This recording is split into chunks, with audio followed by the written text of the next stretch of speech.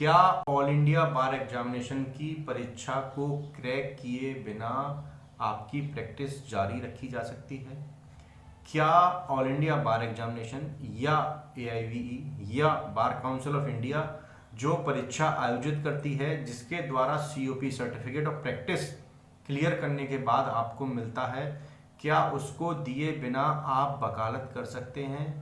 क्या आप AIB की परीक्षा को क्रैक किए बिना किसी न्यायालय में किसी मुकदमे में रिप्रेजेंट हो सकते हैं?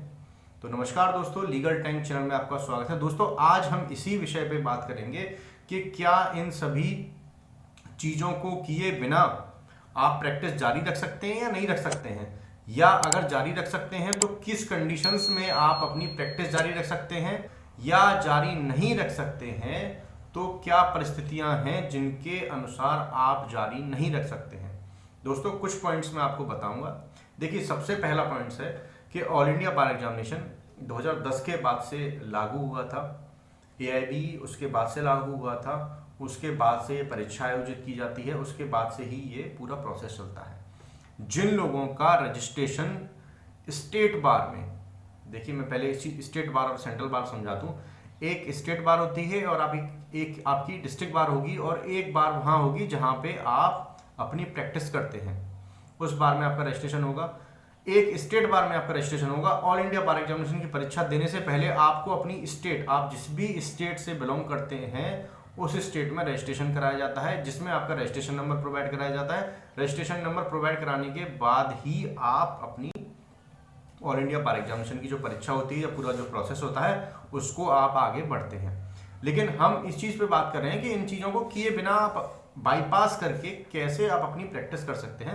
देखिए, जिन लोगों का रजिस्ट्रेशन 2010 से पहले का है उनके लिए मैंडेटरी नहीं है।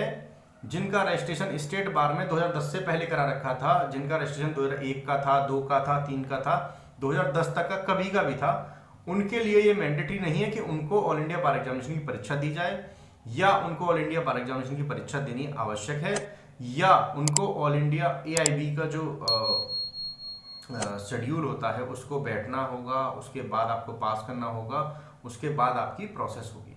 उनके लिए ये मैंडेटरी नहीं है, तो वे इस कंडीशंस में AIB की परीक्षा दिए बिना अपनी प्रैक्टिस जारी रख सकते हैं। वे किसी भी न्यायालय में रिप्रेजेंट हो सकते हैं, किसी भी मुकदमे में जा सकते हैं, उनके लिए ये मैंडेटरी नहीं है। अब दूसरी कंडीशंस के बारे में बात करते हैं।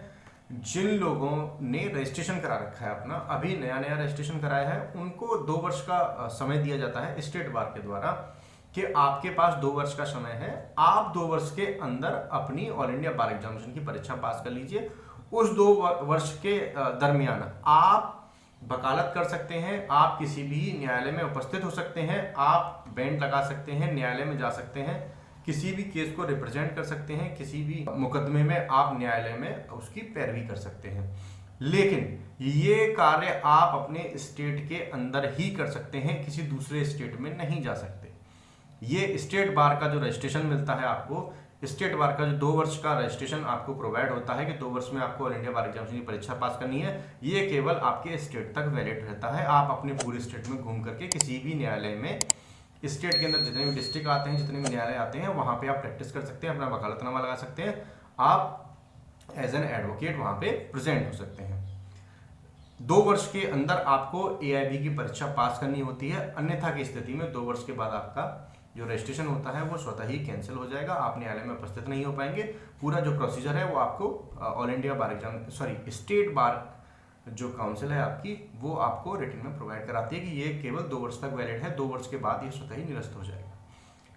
तीसरी चीज, कुछ कंडीशंस में, जैसे ऑल इंडिया बार एग्जामिनेशन 2021 के बाद सीधा 2023 में हुआ था, बीच में जिन लोगों का सपोज किसी का 21 में रजिस्ट्रेशन था और 21 के बाद सीधा 23 में हो गया, या लास्ट में जिस दिन एग्जाम हुआ था वहीं किसी ने अपना रजिस्ट्रेशन कराया, उसके बाद सीधा 23 में एग्जाम हुआ, तो इस बीच में जो परीक्षा आयोजित नहीं हुई, यह परीक्षार्थी की या जो न्यू एडवोकेट्स थे, या जो न्यू मैं कहूँ कि जो न्यू अधिवक्ता थे, नए अधिवक्ता थे जिनके द्वारा नया रजिस्ट्रेशन कराया गया, उनकी तो कोई गलती थी नहीं।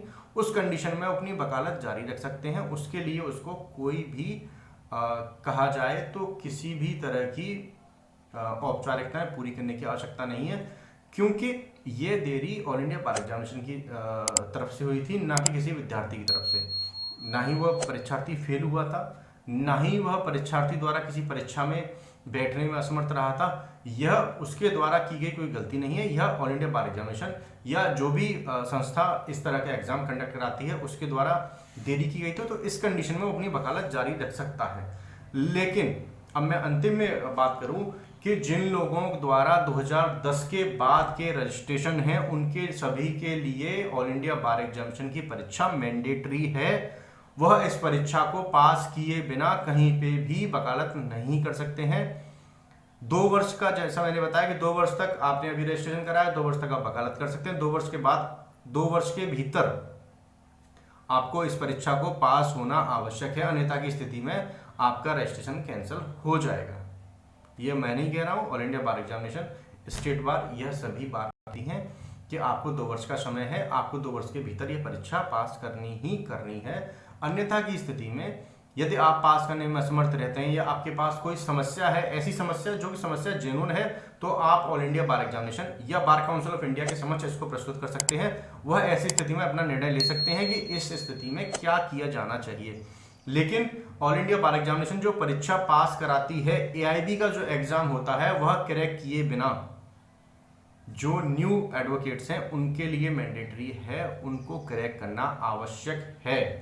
दोस्तों, अगर आपको हमारी वीडियो अच्छी लगी हो तो हमारे चैनल को लाइक, सब्सक्राइब और शेयर करना ना भूलिएगा।